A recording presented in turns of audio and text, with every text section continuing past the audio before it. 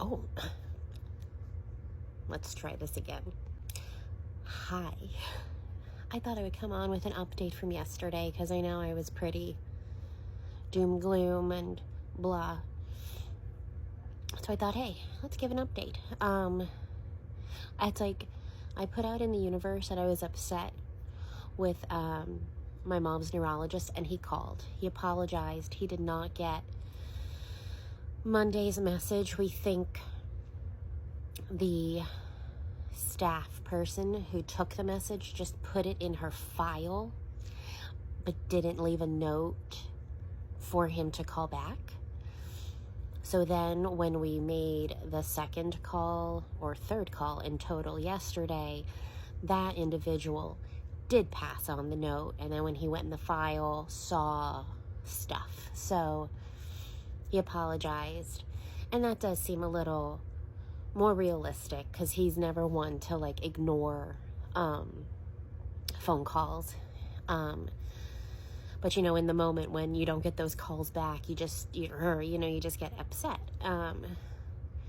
So he said, everything we're doing in terms of keeping a close eye on her, using the wheelchair in the house, because normally my mom doesn't use a wheelchair in the house. She uses her walker. We use a wheelchair when we go out with her. So he's like, yeah, just keep doing what you're doing. Sorry, my phone alarm went off, so it shut the recording off. The locking of her muscles is more arthritis and fear than MS. So he didn't think she was going through like a relapse or anything, but of course, keep an eye on everything. So last night, again, my husband and I took shifts. Even though she seemed stronger than she was by bedtime, nighttime is like, hard anyway when you're healthy and you get up and you're kind of like, where am I? And then when you're disabled, doubly so. So my husband took the first shift from 10:30 to 3:30, and then I took the next shift from 3:30 to 9. And she would call out saying, hey, I'm going to use the bathroom. She has a bedside commode for like nighttime sleep, needing the bathroom, or nap time. Otherwise, she just goes to the regular bathroom. But so my husband would go in there, or I would go in there, and we would just stand in the room, but she did everything herself. She did not need a lick of assistance last night. I was super impressed. It was just like old times of how she managed herself. And then today, when she came out of the bedroom, like for the day, she slept later than usual because it's still really tiring. She didn't have to go as much, but it's still tiring as you're recuperating. For those who don't know, she has a UTI and MS and arthritis, so it's just a whole bunch of fatigue. But she walked out with her walker from her bedroom to the living room. At first, we wanted to walk behind her with a wheelchair, just in case, but that made her extremely upset because it kind of gave her post-traumatic stress, because they did that to her while she was in a nursing home rehab for 6 months, and it really upset her to think we were going to do that again. And I said, then let's not do it, because her being upset, potentially crying, and being nervous while we're behind her with a wheelchair could make it more unsafe than if we didn't. And she came out just fine. And she is just going to the bathroom less. She's feeling less of urges. So, knock on wood, she has always been so responsive to medications for whatever reason, MS aside. But I guess you can say she has been responsive because she hasn't had any big relapses. But, yeah.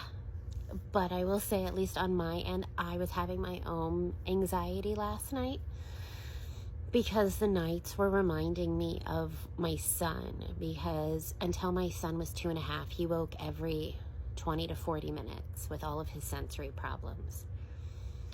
So for like the first 2.5 years of his life, I slept like a cumulative of 2 hours a night. So these last 2 nights, and it's only been 2 nights, but it's amazing how stuff can just mentally trigger. I was flashing back to those nights, and I'll do these nights as long as I have to. I am in no way complaining, but it's amazing just how certain things, like my mom with the wheelchair, just certain little memories can trigger things and emotions and feelings. And, at 9, when my husband, took over, because, he fed the big pets, and he got dressed and did his morning routine, and then I went to bed, I couldn't fall asleep. I was wired, and I took like a 10 minutes, quick nap, and I was awoken when my mom was coming out, because I heard her, and I didn't know she was getting up. So I've been up since 3:30 this morning, and I don't know if I'm coming or going. I'm tired, but I can't sleep. I think I put on my ASMR sounds, because I do enjoy those, and they relaxed me while I was laying down, which I guess is a good thing anyway. But I didn't fall asleep. I think it's going to be one of those, I'm going to fall asleep when I'm not trying to fall asleep. So there's that. In terms of how we're all doing with whatever virus thing we have, it's just ups and downs. And then we're raining, so that's also impacting our sinuses.